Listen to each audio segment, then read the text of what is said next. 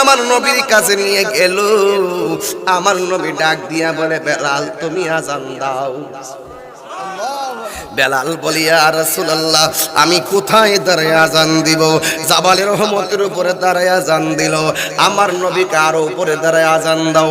জাবালে আবু কুবাইসের উপরে দাঁড়ায় আজান দিল। আমার নবী বলে, আর উঁচু জায়গায় দাঁড়ায় আজান দাও। আমার নবী ডাক দিয়ে, বেলাল সবচাইতে উঁচু হবে খানে কাবা, এখানে দাঁড়ায় আজান দাও।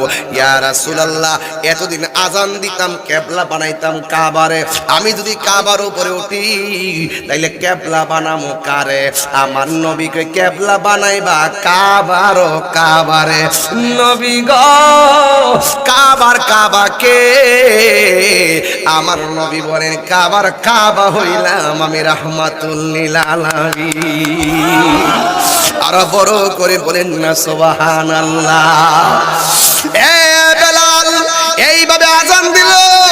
অনেকগুলা মানুষ বেলালের বিরুদ্ধে চলে গেছে একটা মাত্র কারণে, বেলাল রাদিয়াল্লাহু তাআলার জিহ্বাটা আগুন দিয়ে খাটো বানায় ফেলছে।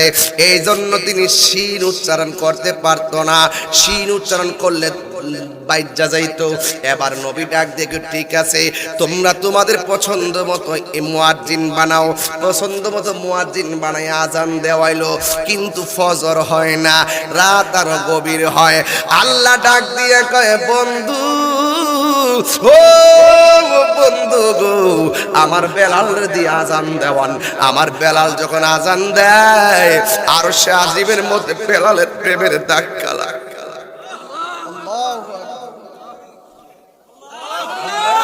অত সেই বেলালের কোনো চেহারা নাই, এই বেলালের কোনো সুর নাই, এই বেলালের কোনো সুর নাই।